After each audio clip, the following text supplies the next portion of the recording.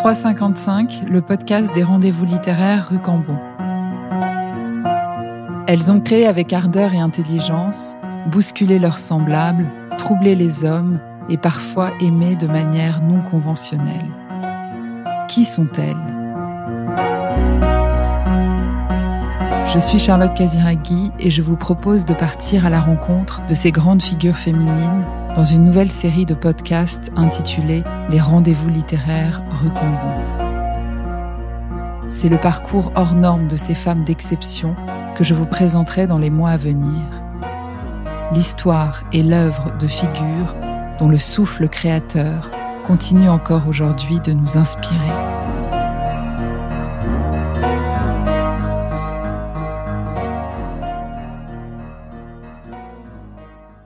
Bonjour Alma, bonjour Anne, bonjour Fanny. Je suis très heureuse de vous avoir à mes côtés pour ce 3e rendez-vous littéraire au Beau de Provence, qui est une carte blanche à Anne Berest autour de la thématique de la jeune fille. Donc avant de commencer la lecture de 2 textes que nous avons choisis, je vais vous lire un texte que j'ai écrit pour un petit peu présenter la jeune fille.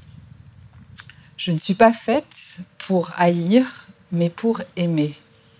Ces paroles de l'Antigone de Sophocle ont résonné en moi, jeune fille, comme un cri, un appel à vivre ma vie.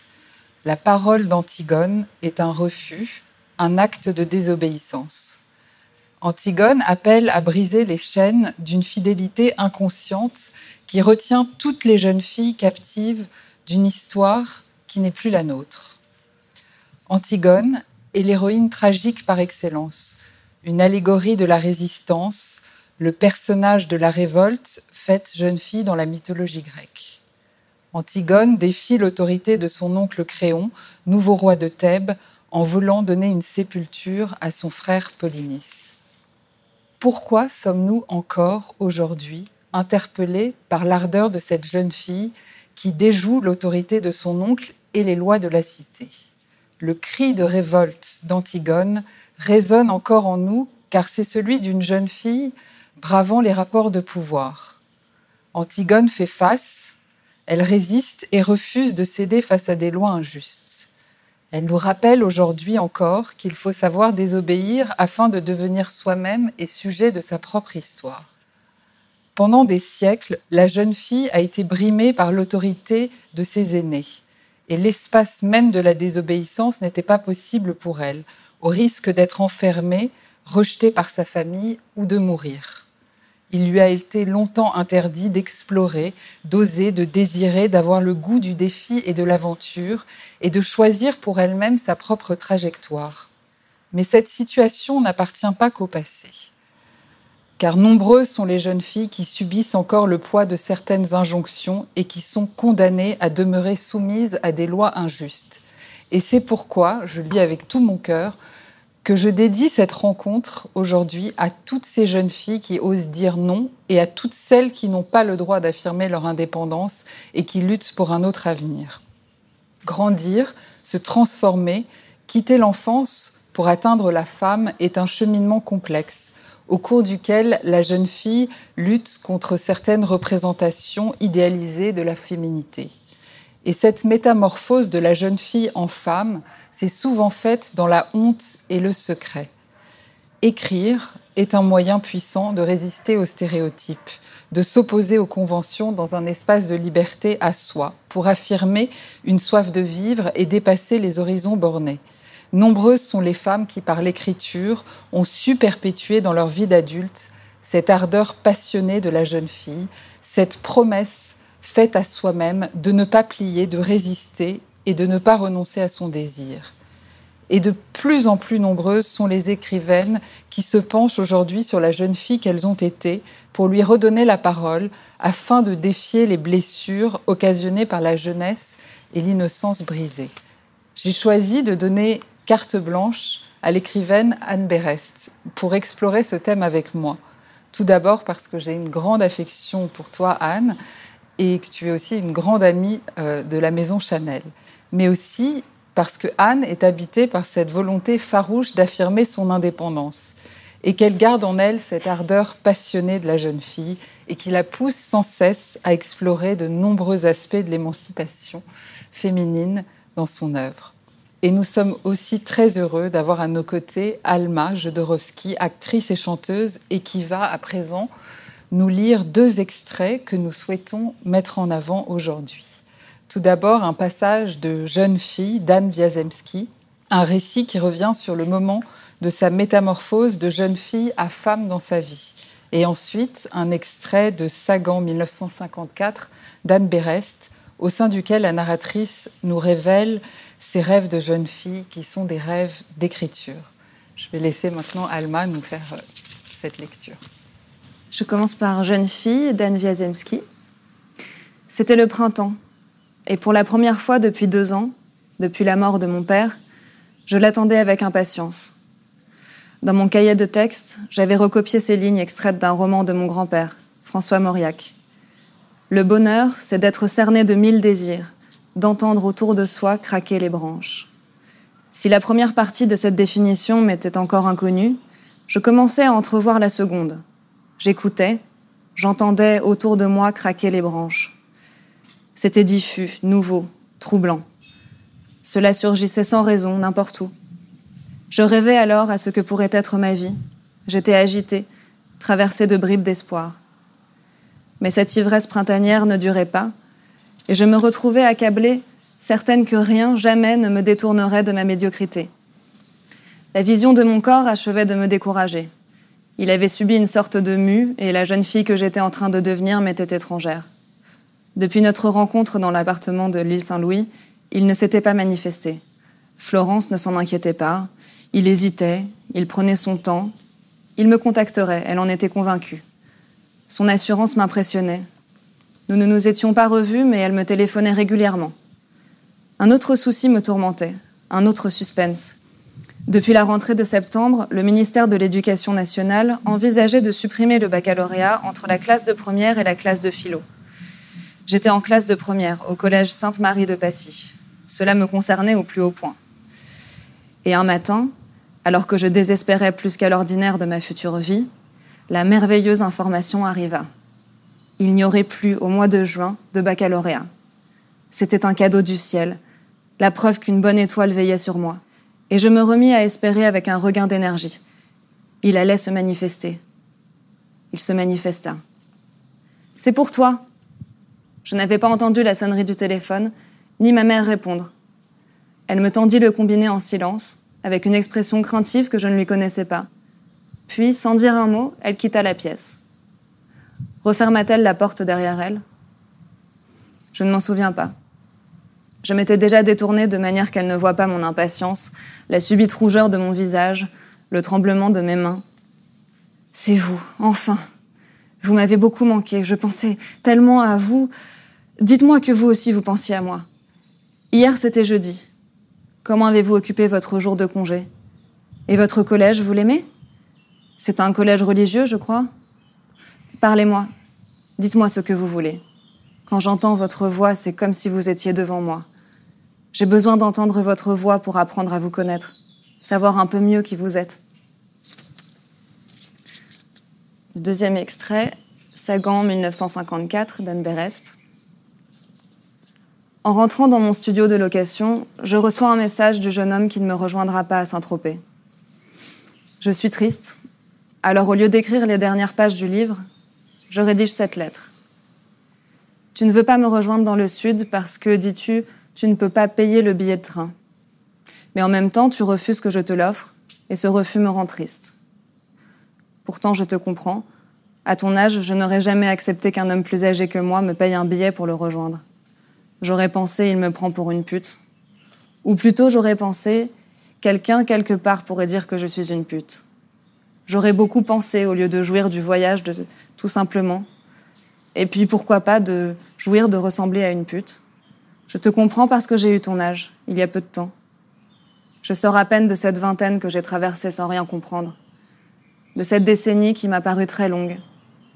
J'ai été à côté de tout, en particulier à côté de moi. Je n'ai pas saisi les chances qui s'offraient à moi. Je n'ai pas pris les risques. J'avais peur de mourir avant d'avoir vécu. J'avais peur de ne pas devenir quelqu'un. J'étais enfermée dans les idées que je me fabriquais. Une fausse idée de moi-même. Car oui, j'avais une idée précise et haute de ce que devait être la mise en place des éléments de ma vie qui m'autoriseraient à enfin jouir. Tu ne peux pas savoir. J'ai passé mes 20 ans sans être débarrassée de moi. Je me portais comme une promesse fragile, comme un habit trop neuf que l'on ne veut ni user ni tâcher, qu'on ne veut sortir qu'aux grandes occasions et qu'au final on ne porte jamais. J'attendais que ma vie commence parce que je voulais qu'elle advienne. Mais si aujourd'hui tu me demandais « Voudrais-tu revivre tes 20 ans d'une autre manière ?» je te répondrais non. Car c'est de m'être tant empêchée que j'ose aujourd'hui te demander de prendre le train. C'est d'avoir cru qu'il existe des circonstances que je ne sais même plus ce que signifie ce mot aujourd'hui. C'est d'avoir eu tant de peur qu'aujourd'hui je n'ai plus peur de rien. Donc je ne t'en veux pas de ne pas prendre ce train. Mais sache seulement que ces 2 jours que nous ne passerons pas ensemble, personne ne te les rendra.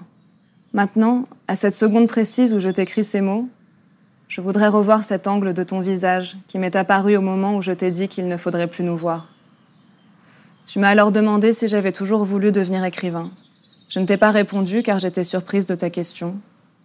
Voici avec un peu de retard la réponse que je t'aurais faite si tu étais venu ici me rejoindre. Oui, j'ai toujours voulu écrire. Bien avant de savoir ce que cela pouvait bien vouloir dire écrire, un peu comme un enfant rêve d'être pompier, pour le rouge du costume et parce que le camion brille.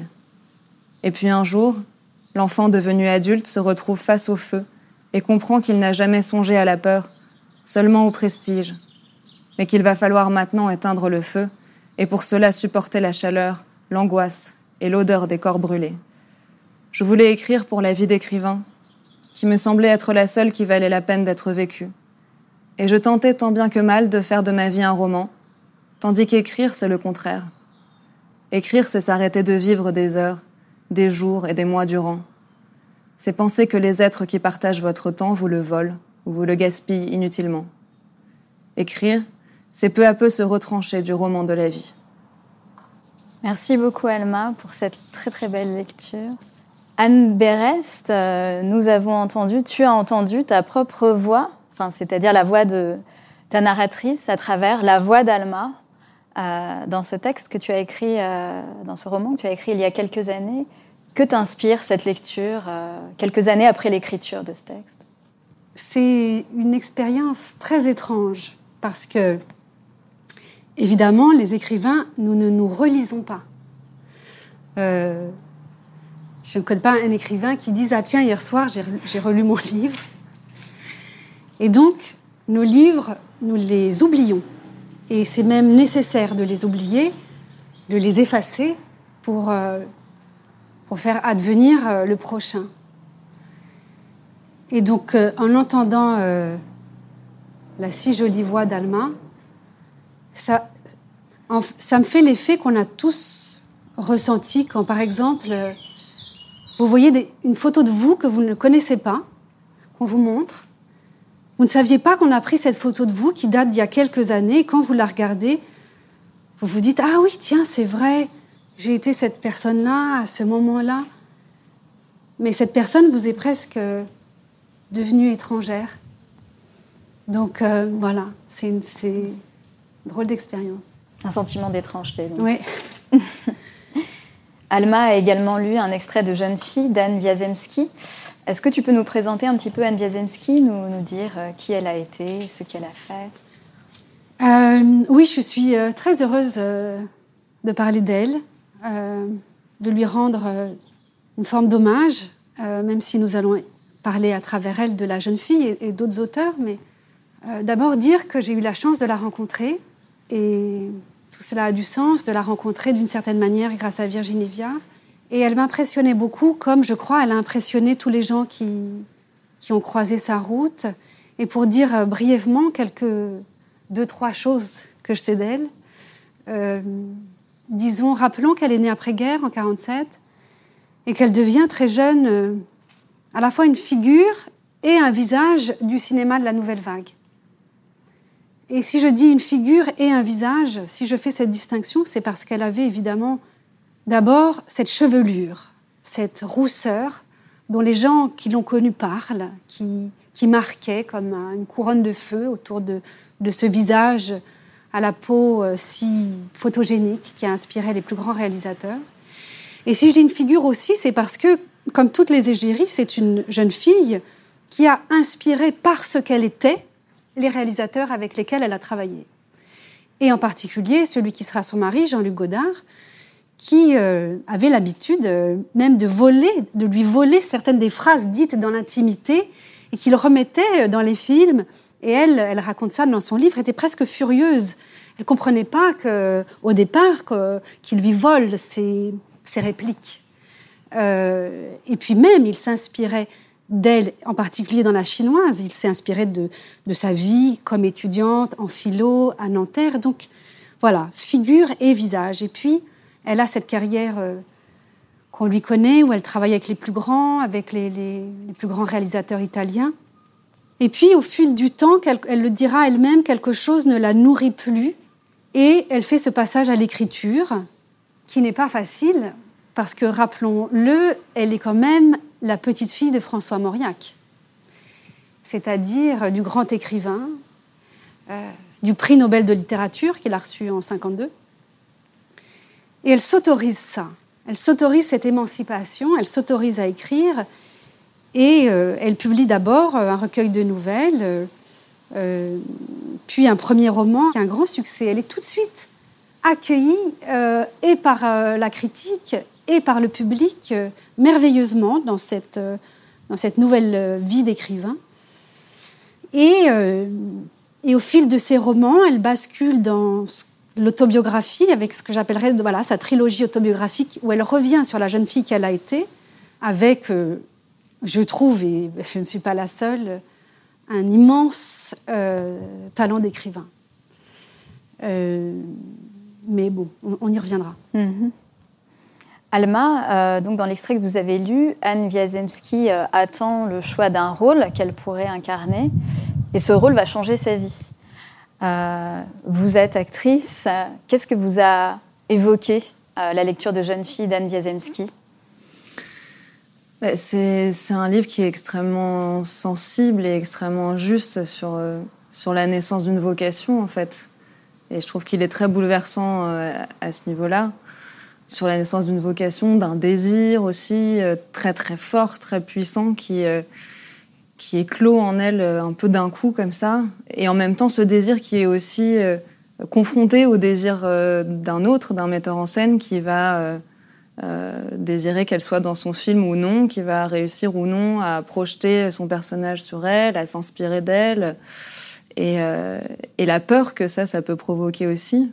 Et je pense qu'il y a quelque chose de très galvanisant dans l'idée de justement incarner ce désir de création artistique et en même temps tétanisant, parce qu'on a l'impression aussi de dépendre de quelqu'un d'autre, quoi. Et on n'a pas toujours le contrôle sur ça, et elle le raconte vraiment très bien.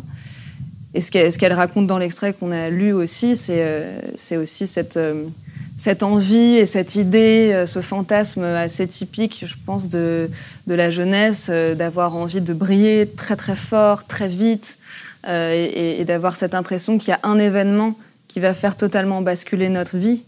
Et c'est une idée qui est très belle, mais qui est pas toujours très réaliste.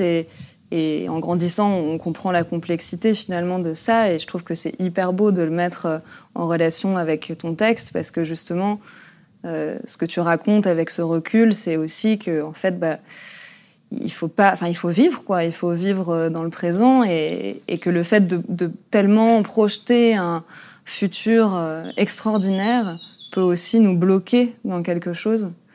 Et je trouve que les deux textes se répondent vachement bien sur ça. Mais juste par rapport à ce que tu dis, ça me fait penser aussi à sa rencontre avec Jean-Luc Godard, où finalement son désir est tellement fort, son désir de faire du cinéma, son désir d'aimer est tellement fort qu'elle a l'audace de lui écrire cette lettre après avoir vu le film masculin-féminin, et où finalement, par l'écriture, où elle dit son désir à cet homme, finalement, elle elle provoque quand même une rencontre. Ce qui elle n'est pas rare, dans l'attente ouais. de la passivité, finalement, que quelqu'un vienne poser son regard sur elle.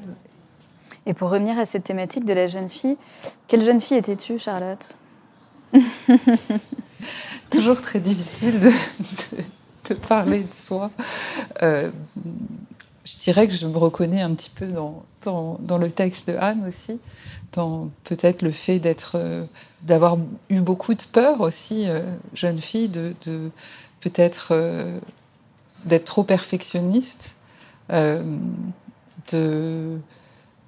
m'imposer un certain nombre peut-être de défis, une certaine idée de moi-même à laquelle je devais correspondre. Et donc oui, j'avais un côté jeune fille rangée, très studieuse, très perfectionniste, et en même temps un côté très exalté, passionné, révolté, qui m'est sans doute venu de l'écriture et de la lecture, dans le fait de me dire que voilà, qu'il y avait un feu qui brûlait à l'intérieur de moi, et que dans l'espace de mes journaux intimes, de là où je pouvais écrire, ça pouvait exister, et quelque part, voilà, il y avait ces deux aspects. Mais c'est très dur de parler de soi. Oui, surtout dans un moment aussi transitionnel, oui. Le moment du passage de l'adolescence à l'âge. C'est un moment de métamorphose, donc on ne peut pas... jeune fille, c'est un moment... c'est difficile de définir dans le temps. Et toi, Anne, quelle jeune fille étais-tu ? Comme je le dis dans ce passage, j'étais une jeune fille qui avait beaucoup de peur, mais j'ai été élevée par des parents qui ont sans doute croisé Anne Wiazemsky dans les couloirs de Nanterre, qui faisait partie de cette génération de mai 68. Et donc, j'ai été élevée avec l'idée qu'il était interdit d'interdire. Et donc, mes sœurs et moi avions une liberté totale. Surtout, on pouvait tout faire. Et donc, je crois que cette liberté m'a fait peur. Et que j'avais le sentiment qu'il fallait que je sois moi-même presque ma propre autorité face à ce champ des possibles qui était trop vaste. Donc j'étais une jeune fille très sérieuse, trop sérieuse. Sage. Alma ? Non, mais c'est drôle parce que je me reconnais aussi dans plusieurs choses que vous venez de dire toutes les deux. Enfin, je pense que c'est pas un hasard qu'on se retrouve sur cette lecture ensemble et cette discussion. J'ai aussi, je pense, été un peu encombrée par justement les stéréotypes de la jeune fille, que ça soit au niveau de la sagesse, de quelque chose de petit, de pas trop expansif ou des choses comme ça, ou que ça soit même aussi par rapport au désir extérieur, aux commentaires qu'on peut avoir très très jeune sur notre physique, sur notre apparence. Et je pense qu'en protection et en rébellion à ça, je me suis vachement construite à l'intérieur, un monde intérieur assez fort qui pouvait être vu un peu comme de la timidité ou presque même parfois de la froideur. Alors qu'en fait, je pense que c'était juste une espèce de construction en opposition à cet aspect très extérieur qui me revenait tout le temps, quoi. Et ça me faisait pas mal complexer, en fait. Je pense qu'en grandissant, je me rends compte que c'est une force aussi. Plus je deviens femme, plus je sens que c'est un atout et que je me sens plus libre d'exprimer ce que j'ai à l'intérieur aussi. Vous avez incarné au cinéma et au théâtre des rôles de jeunes filles. Qu'est-ce que vous retenez de ces rôles que vous avez incarnés ? Je pense que justement, par rapport à ce que je viens de dire, j'ai fait assez attention à pas trop rentrer dans des stéréotypes de la jeune fille, etc. Du coup, ça a plus glissé dans un truc presque dangereux, enfin dans la séduction, quoi. Le personnage, pas la jeune fille sage, mais plutôt celle qui, dans son mystère, peut incarner un danger. Parfois, il y avait un peu de ça.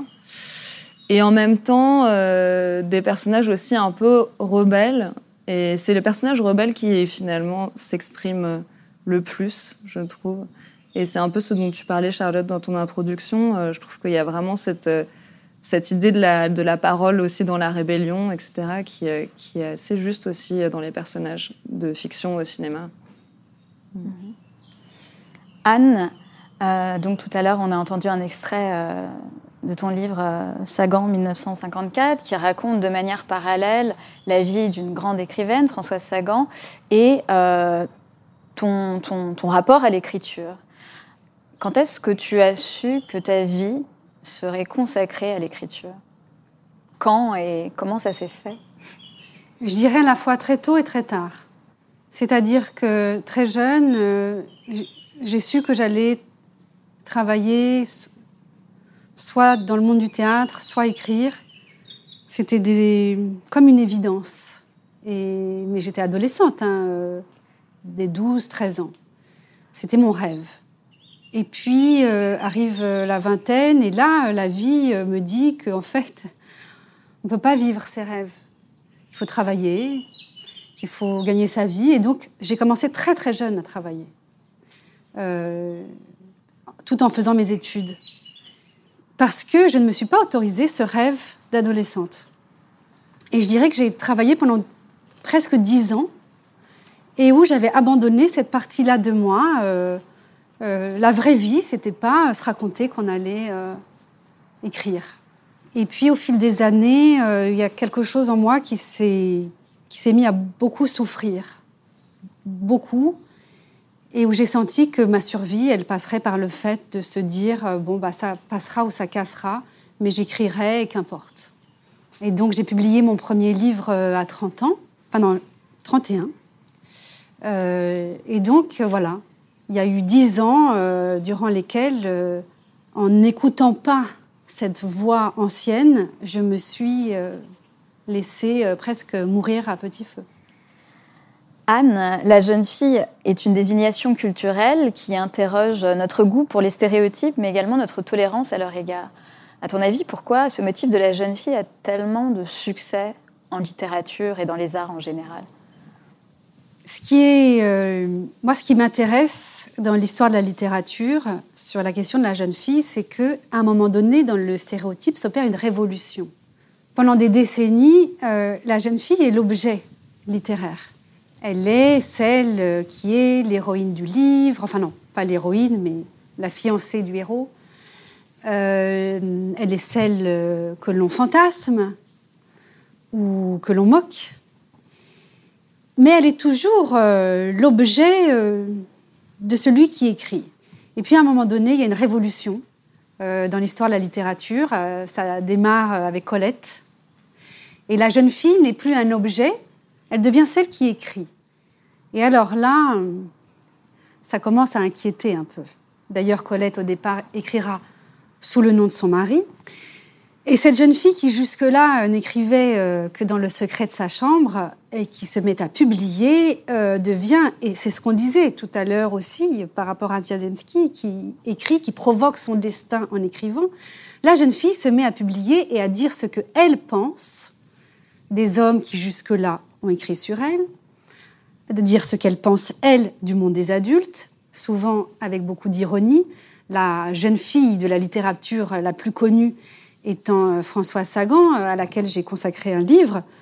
Et tout d'un coup, les jeunes filles ne vont plus cesser de publier et de devenir leur propre héroïne. Parfois, en étant elle-même très jeune, publiant très jeune, et c'est une figure... On peut penser à Lolita Pille, par exemple, qui, encore récemment, au moment où elle arrive sur la scène littéraire, fait scandale. Et puis, Charlotte, tu l'évoquais dans ton introduction, aujourd'hui, et Anne Wiazemsky en est peut-être l'une des premières auteurs à revenir sur la jeune fille qu'elles ont été pour pouvoir raconter leur propre vision des faits, leur façon dont elles ont vécu leur vie de jeune fille, comment elles ont regardé les hommes qui ont voulu prendre des choses d'elles. Et bien sûr, les mouvements littéraires récents nous montrent là qu'il y a quelque chose qui se passe de très fort dans ce renversement des rôles, et qui évidemment est réjouissant. Donc il y a quelque chose en fait de l'ordre du changement sociétal finalement. Enfin, je veux dire, ça passe à travers l'écriture, puisque l'écriture a été un refuge pour la jeune fille. Mais un changement sociétal, parce qu'à chaque fois, ça fait scandale. Mm-hmm. À chaque fois, il y a quelque chose, scandale ou sujet de société. Oui, mais c'est pas un hasard. Enfin, on en parlait aussi sur le fait que finalement, la plupart, énormément de jeunes filles ont tenu un journal intime où ont écrit ce qu'elles ressentaient. Et justement parce qu'il y avait ce sentiment peut-être de honte, ou en tout cas une difficulté à affirmer leur désir par un jeu, et que quelque part, c'était une activité presque clandestine et secrète. Mais c'est intéressant, tu parles du journal intime comme étant en fait l'outil littéraire de la jeune fille. Anne Wiazemsky a tenu des journaux grâce auxquels ensuite elle a pu écrire ses livres. Et finalement, on se dit c'est le journal intime qui est un peu parfois considéré comme une pratique de jeune fille, comme un peu mièvre, comme un truc... Et en fait, est le premier acte d'écriture, le premier acte d'écrivain. Et voilà, et dans le cas d'Anne Wiazemsky, va être un vrai outil de travail pour ensuite écrire ses romans. Donc il est très important d'écrire son journal. Oui, c'est surtout un acte de libération, parce que c'est à travers l'écriture, comme si en fait l'écriture servait de buvard avant de passer à la déclaration vis-à-vis de la société, en fait. Donc il y a quelque chose de l'ordre de l'euphémisation à travers l'écriture, et après on va vraiment pouvoir affirmer réellement qui on est. À part si c'est pensé, comme Anaïs Nin, par exemple, dans son écriture, dans ses journaux, où on sent que c'est pensé pour être elle est lu consciente. À un moment donné. Elle est consciente qu'il y aura d'autres regards que le sien. Et c'est assez étonnant, du coup, le mélange d'ailleurs entre l'intime et le public au moment de l'écriture. Mais dans l'ensemble, il y a quand même quelque chose de l'ordre du stéréotype qui reste. Encore aujourd'hui, quand on évoque la jeune fille, on la veut souvent innocente, fragile, un petit peu vulnérable. Et par exemple, si on pense à la mythologie, la jeune fille a toujours été liée à la mort et au sacrifice. Et en ce qui vous concerne toutes les trois, quel est le stéréotype qui vous interroge le plus, le stéréotype lié à la jeune fille qui vous interroge le plus Charlotte, par exemple. Peut-être le stéréotype, en tout cas, qui est le plus lourd, c'est celui peut-être de la pureté, c'est-à-dire de rattacher la jeune fille, en tout cas de lui imposer, ou en tout cas dans notre imaginaire, cet idéal de pureté qui n'existe pas. Et qui est dangereux d'ailleurs, puisque toute injonction inconsciente à la pureté est la porte ouverte à une forme de violence ou d'intégrisme. Et du fait qu'on est des êtres de chair, des êtres de devenir, des êtres incarnés, on ne peut pas être dans cette pureté. Et très souvent, ce qui a pu être vécu de façon assez violente pour beaucoup de jeunes filles par rapport à ce stéréotype qui perdure encore énormément, d'ailleurs, c'est d'être soumis à quelque chose d'impossible. C'est-à-dire d'incarner quelque chose d'impossible. Et tu parlais de la mythologie, c'est différent. Enfin, moi, je fais une différence entre les stéréotypes, qui sont quelque part quelque chose qu'on plaque, qui efface toute particularité. C'est une idée reçue, quelque part. Alors que dans le mythe, il y a quelque chose, à mon sens, dans le mythe d'Antigone, dans le mythe d'Iphigénie, dans toutes ces grandes figures de la mythologie où la jeune fille est liée à la mort et au sacrifice. On pourrait dire « Ah non, quelle horreur, on veut plus de ça ». En fait, dans le mythe, il y a quelque chose qui met en scène des puissances aussi, des forces, des énergies qui disent quand même quelque chose de la condition humaine, qui nous confrontent quelque part avec des éléments qui perdurent en fait à travers le temps. Et cette question de la jeune fille et la mort, je trouve qu'elle est encore importante aujourd'hui, parce que dans une société d'autant plus où il y a cette idéalisation de la jeunesse, du corps de la jeune fille, dans la mythologie grecque, le fait de rattacher le corps de la jeune fille dans ce qu'il a de plus, dans cette espèce de perfection quelque part, de le confronter à la mort et à cette contradiction entre une féminité à son point d'éclosion, c'est quelque part de nous dire que cette beauté-là, elle est fragile, éphémère et vouée à disparaître. Et puis pour revenir sur la pureté, je fais un lien aussi avec Antigone, par exemple, où quelque part, Antigone nous dit, dans le mythe tragique d'Antigone, que la seule pureté qui vaut, c'est la pureté d'un amour absolu, dans sa dimension spirituelle absolument inaliénable. Et c'est la seule forme de pureté qu'on peut quelque part défendre, et pas celle du stéréotype qu'on plaque sur quelqu'un. Donc voilà, c'était... Je trouvais ça intéressant ce que tu disais sur Antigone, justement, parce que moi, quand j'étais plus jeune, quand j'étais en cours de théâtre, c'est un texte qui revenait souvent, qu'on joue souvent, etc. Et je comprenais pas l'envie de jouer ce personnage, parce que du point de vue de la jeune actrice que j'étais et tout ça, il y avait quelque chose de tellement dur dans l'idée que la seule issue de la désobéissance, ça soit la mort, en fait. Moi, j'avais envie qu'on me donne à jouer des textes où, au contraire, c'était la désobéissance, c'était la force, c'était le progrès, l'avancée. Et c'est que plus tard, en discutant et en l'analysant, en fait, avec plus de distance, finalement, que je comprends et que je peux comprendre maintenant tout à fait l'analyse que tu en fais, qui est hyper intéressante. Mais c'est vraiment aussi une histoire de point de vue, de là où on se place. Oui, et puis c'est aussi difficile aussi d'accepter que, quelque part, il y a encore aujourd'hui des jeunes filles sacrificielles. C'est-à-dire que le fait d'être libre d'aimer, de créer, de croire, de désirer, forcément, ça implique encore, et malheureusement, un sacrifice terrible. Et peut-être que oui, c'est difficile parfois de l'accepter, mais ça reste quand même quelque chose de présent. Et c'est pour ça que le mythe est toujours actuel et nous confronte. Traverse le temps. Mais en tout cas, Antigone voit ce rapport à la mort et au sacrifice comme un don d'amour. Donc il faut aussi avoir cette idée à l'esprit quand on pense à Antigone. Antigone, ce n'est pas la mort comme finalité, en fait. Anne Wiazemsky se confronte, elle le raconte dans Jeune fille, au moment de quitter son foyer, et notamment sa mère, elle se confronte à toutes sortes d'interdits contre lesquels elle se rebelle comme elle peut. Est-ce que Jeune fille, en réalité, ce roman ne serait pas un roman d'apprentissage au féminin où l'interdit triomphe en guise d'épreuve ? C'est beau ça, où l'interdit triomphe en guise d'épreuve. C'est une belle formulation. Le personnage, qui est elle, mais qui est un personnage tout de même, puisque c'est de la littérature, est confronté à une société pleine d'interdits.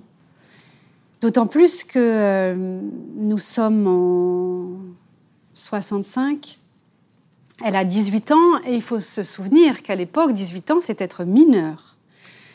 Donc, étant femme et mineure, elle est doublement soumise à un certain nombre d'autorités. La société, évidemment, une autorité familiale, contre laquelle elle va devoir s'émanciper. Mais ce qui me bouleverse dans le livre, et ce que je trouve merveilleux, c'est que quand on lui propose ce rôle, tout le monde, toute sa famille se dit, est-ce qu'elle va pouvoir faire du cinéma ? Est-ce qu'on va accepter ? Est-ce que son grand-père va accepter ? Et malgré cette peur, il y a 2 moments importants dans le livre, avec sa mère et avec son grand-père, où malgré le fait qu'ils ont l'air de dire « ça ne va pas être possible », ils vont lui donner une autorisation tacite.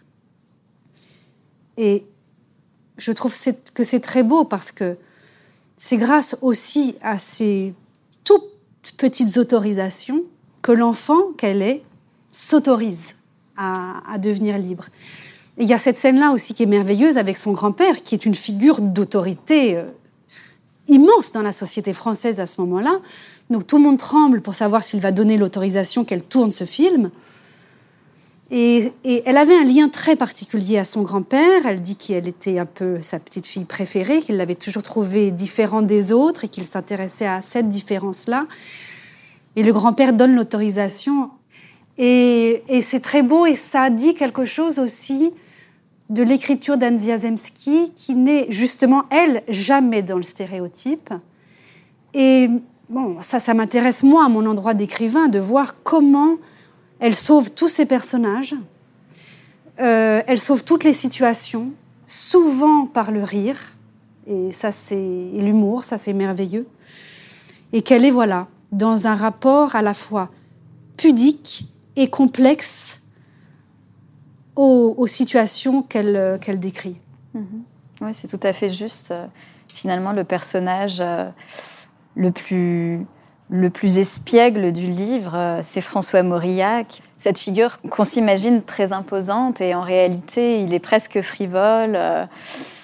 il voit sa petite fille évoluer Et ça dans lui fait ce plaisir. monde avec beaucoup de plaisir et avec beaucoup de joie. Ouais. Et on voit dans ce roman, donc Jeune fille, que de part et d'autre, Anne Wiazemsky est un peu assaillie par ce qu'on pourrait appeler l'interdiction du devenir. On l'empêche de s'émanciper, de devenir la jeune femme qu'elle voudrait être, parce qu'elle devrait rester telle que la fantasme, l'imaginaire de la jeunesse et de la candeur.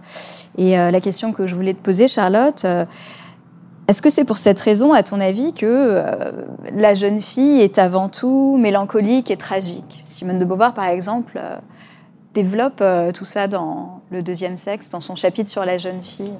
Alors, je dirais que c'est peut-être... Enfin, l'interdit, en tout cas, je pense qu'il y a toujours une part de fantasme de la part des parents, quelque part, de garder leur enfant, de garder Intact. peut-être intact, de garder une forme de pouvoir qu'on a parfois du mal peut-être à s'avouer, mais que c'est pas facile d'accepter le devenir aussi.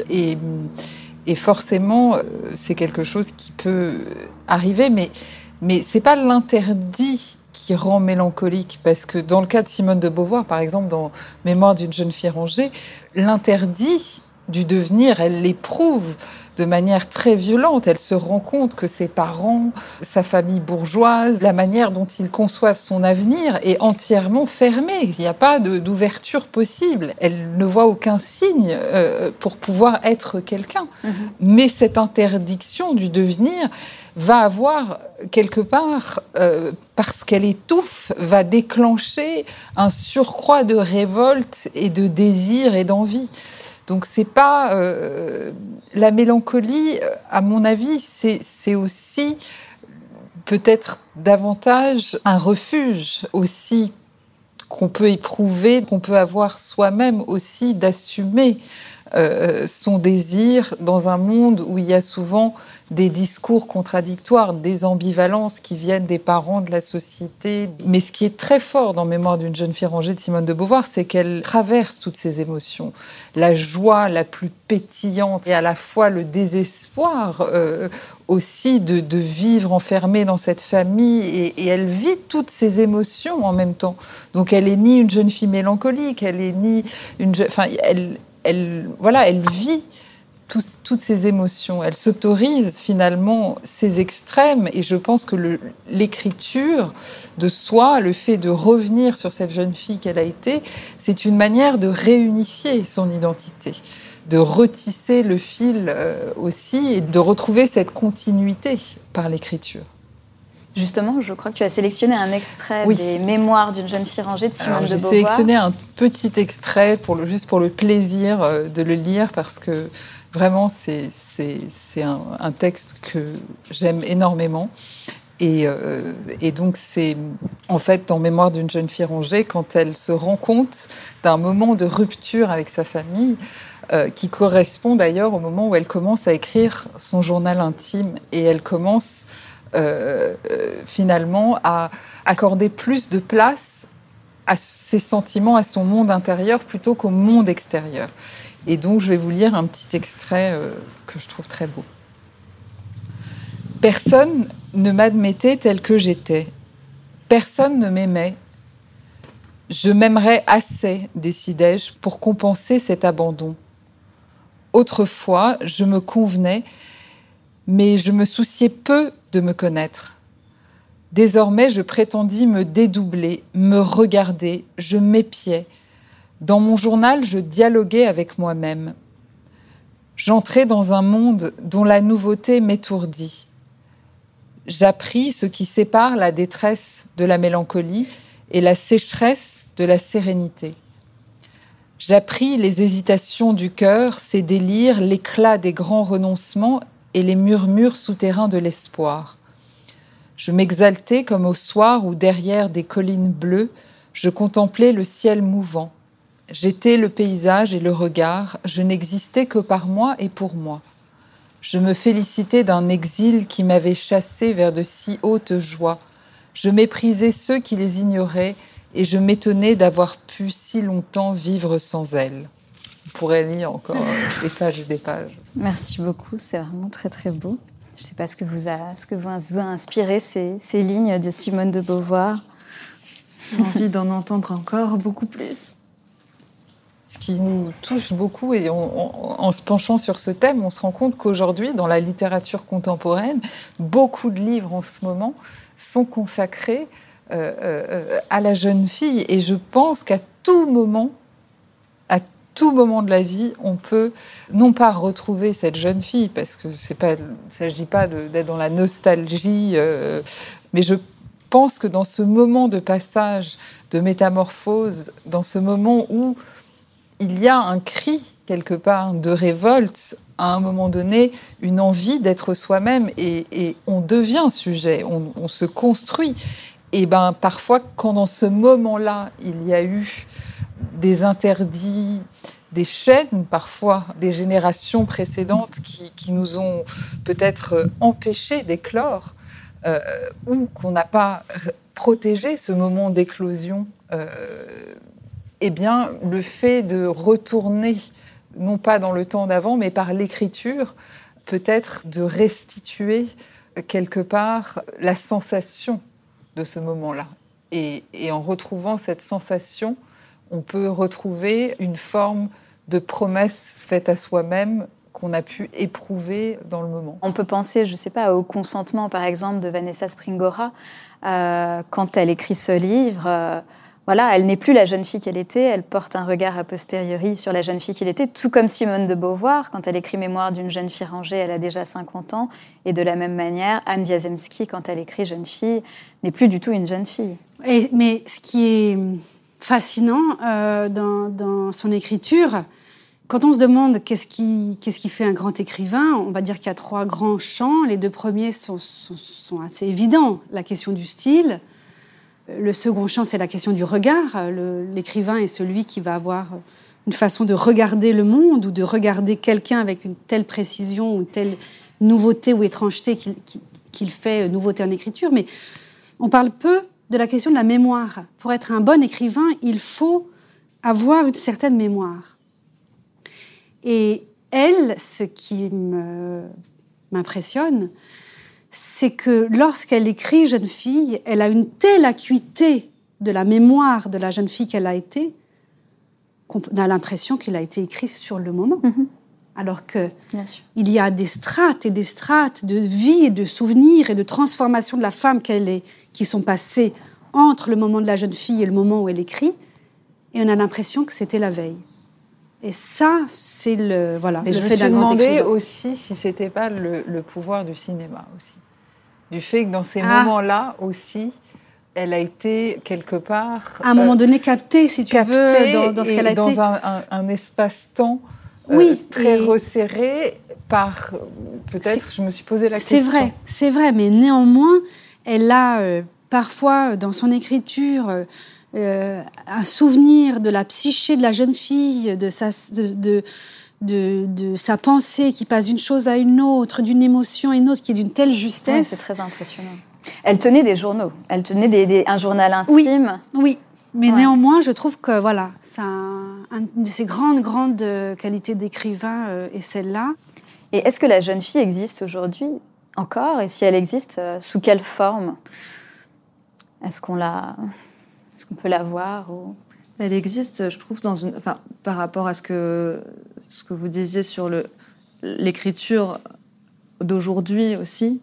Il y a quelque chose qui dépasse en fait l'écriture. C'est aussi que ça se transmet au niveau de la parole et au niveau du dialogue entre les femmes à un moment donné qui arrive peut-être plus tôt qu'à une certaine époque. Enfin, moi, j'ai l'impression d'observer et moi-même de vivre ça aussi, d'un dialogue qui naît et qui est nourri par beaucoup de lectures, et que ça soit de la fiction ou non.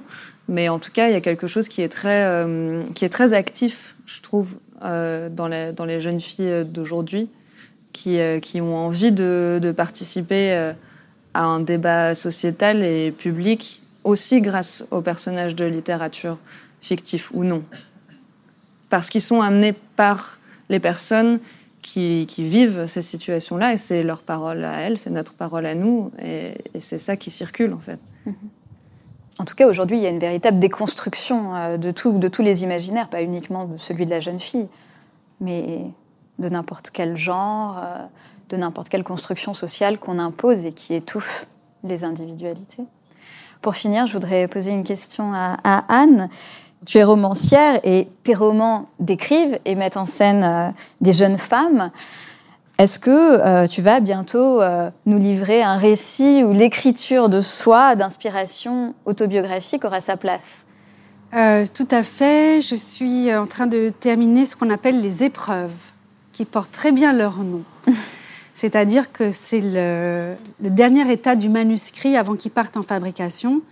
Et ce livre, comme le livre que j'ai écrit précédemment avec ma sœur, Gabrielle, qui était un livre qui revenait sur une partie de l'histoire de notre famille, là, j'aborde une autre partie, une autre branche, assez sombre, moins joyeuse, mais dans laquelle j'alterne les époques, le récit du passé et le récit de ce qui m'arrive au moment où j'écris ce livre. Voilà. Est-ce qu'il t'a été difficile, justement, de peut-être parler de toi ou de te confier à travers l'écriture ? Oui, dans ce livre-là, c'est vrai que je parle plus de moi que dans les précédents et c'est à la fois, voilà, ça perturbe, ça questionne et c'est pas simple.